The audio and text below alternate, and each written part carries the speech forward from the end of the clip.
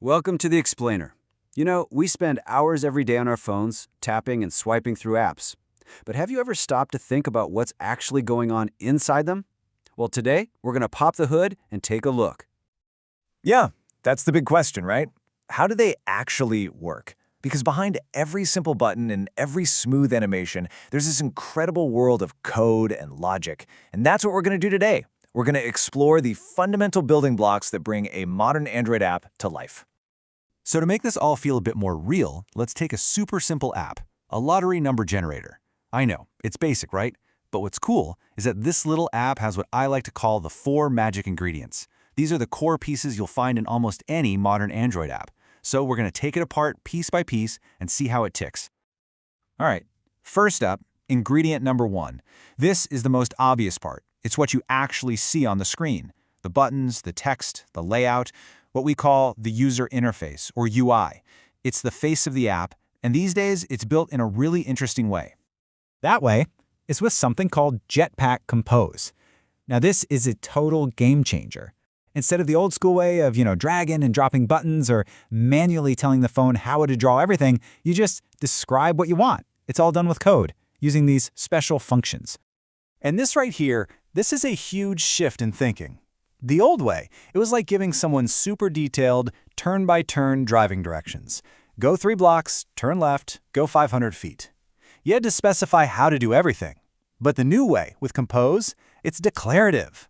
It's like just plugging a destination into your GPS. You just say what you want. I want a button here and some text there.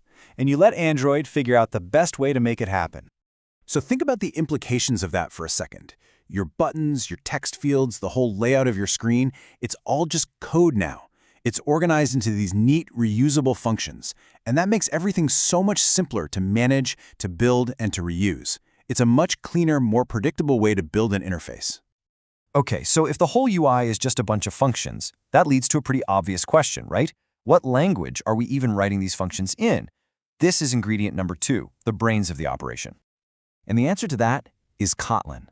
This is Google's official, recommended language for all new Android development. If Jetpack Compose is the face of the app, Kotlin is the brain. It's the language that does all the thinking, all the logic, and all the heavy lifting. And you don't even have to be a programmer to see how clean and readable it is. Just look at this. Val is for a value that you set once and it never changes. Var is for a variable that, varies. A function looks simple and to the point. And my personal favorite, no more semicolons needed at the end of every line. It's just designed to be intuitive and help you avoid common errors. All right, so we've got our user interface built with Compose, and we've got the logic running in Kotlin. That's great. But our little lottery app only has one screen. Most apps you use have tons of screens, right? A home screen, a settings screen, a profile page. So how do we get from one to the other?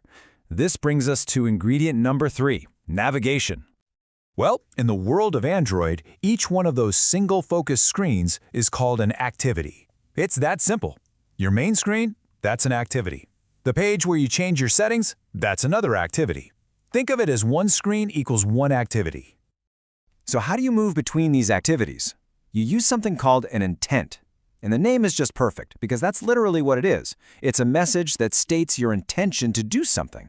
You're basically telling the Android system, hey, my intention is to open the settings screen now. And the process is this really simple 3-step dance. First, you figure out where you are right now. That's your context.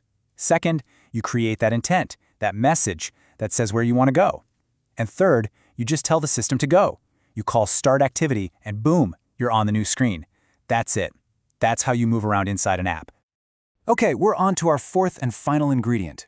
And this one tackles a problem that is so common and can be so frustrating that every single app developer has to deal with it. We've built our screens, we can move between them. But there's a catch. Let me ask you this. Have you ever been filling out a form, maybe typing a long message, and then you rotate your phone sideways and poof, everything you just typed just vanishes into thin air? It's infuriating, right? Well, there is a very specific technical reason why that happens. And here's the crazy part. When you rotate your phone, the Android operating system doesn't just, rearrange things. It actually destroys the screen you were looking at. It completely tears it down, throws it away, and then builds a brand new one from scratch, just to fit the new horizontal or vertical layout. So, because that screen is totally destroyed and then rebuilt, any temporary data, like the text you were typing or a number on a counter, it just gets wiped out. It's gone. The app literally forgets what was happening just a second ago. This whole event, by the way, is called a configuration change. So how do we fix this? Well, in Jetpack Compose, the solution is so simple it's almost funny. You see this code? You have a piece of data you're telling the app to remember. If you want it to survive that whole screen rotation destruction cycle, you just change one word. You change remember to remember savable. That's it. It's like telling Android, hey, this piece of information, it's important. Save it for me. And it does. It's fantastic. Okay, so those are our 4 magic ingredients. We've got the UI, the logic, the navigation, and the memory. Let's zoom back out now and put it all together to see the complete blueprint. And here's how it all fits together, using a simple analogy. Jetpack Compose, that's the architect's blueprint. It defines what the whole thing looks like. Kotlin, that's the electrical system, the plumbing, all the hidden stuff that makes it actually work. An activity is like a single room in the building. And state management, well, that's the furniture. It's the stuff that stays put even if you decide to tear down a wall and rebuild it.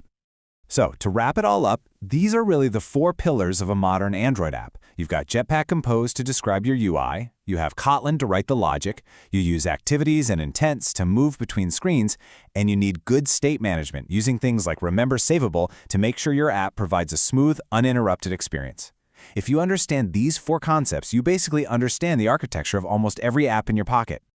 And you know, understanding these fundamentals is what takes you from being someone who just uses apps to someone who understands how to create them. You've now seen the blueprint. You have the architectural plan. So the only real question left is, what are you going to build?